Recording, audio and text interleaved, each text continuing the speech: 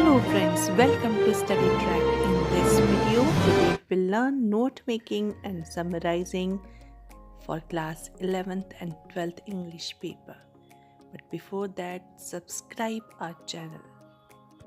The question of note making tests your comprehension abilities, whether you are able to understand the meaning of the given passage or not. 3 important skills are required for this. First, when you are given the passage, you should be able to read it very quickly. So you should have quick reading abilities. Second, you should be able to understand the meaning of the given passage very properly.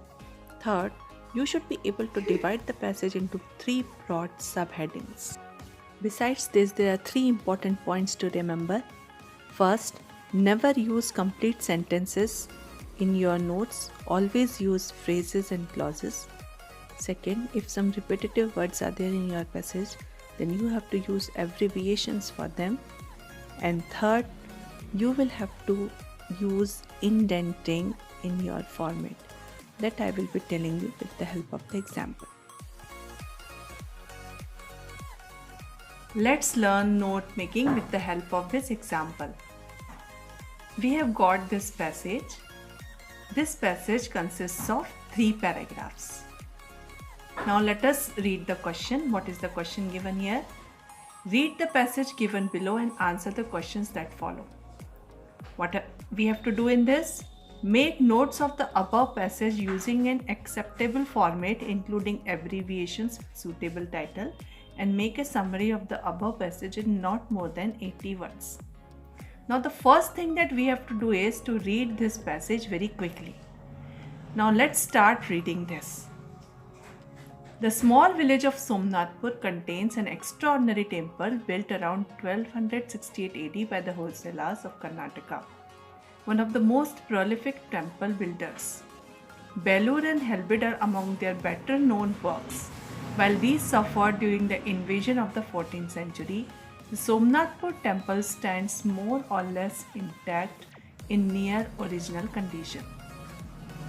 When we read this first passage, we learn that this passage is about Somnathpur temple.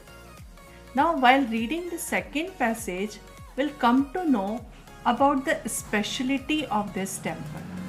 When we'll read this passage properly, then we'll learn about the speciality of the inner walls of the temple. And the third passage talks about the inner center of the temple. Now let's see how we will write the notes. First, we have to read this passage very carefully, and then we have to follow this format. The first passage, when we read, after that we will give the title of the passage. For example, the title of this passage would be the Somnathpur temple. After writing the title, we have to give a heading. The heading can be related to the location. Again, we have given a title to the first passage. After this giving the heading, we will give the subheadings of this headings.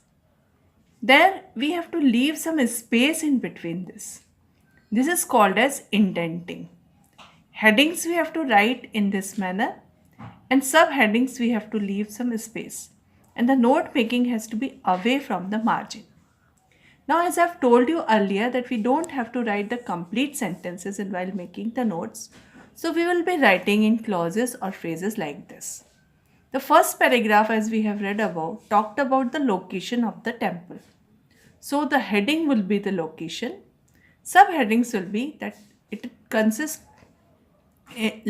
is situated in a small village in Somnathpur in Karnataka.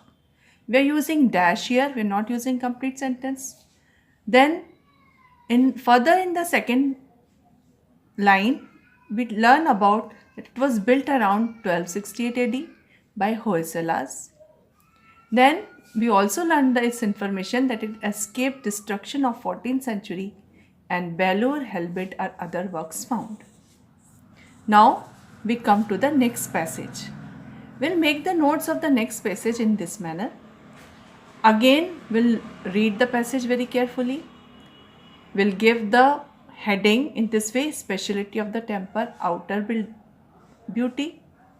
Then subheadings, Detailed sculpture, we'll use semicolon. Covering walls, pillars and ceilings. Then 2.2 we will give. It contains 3 shikharas, star-shaped raised platforms with 24 edges. Then 2.3 outer walls, detailed carvings, figures of gods and goddesses and many incarnations.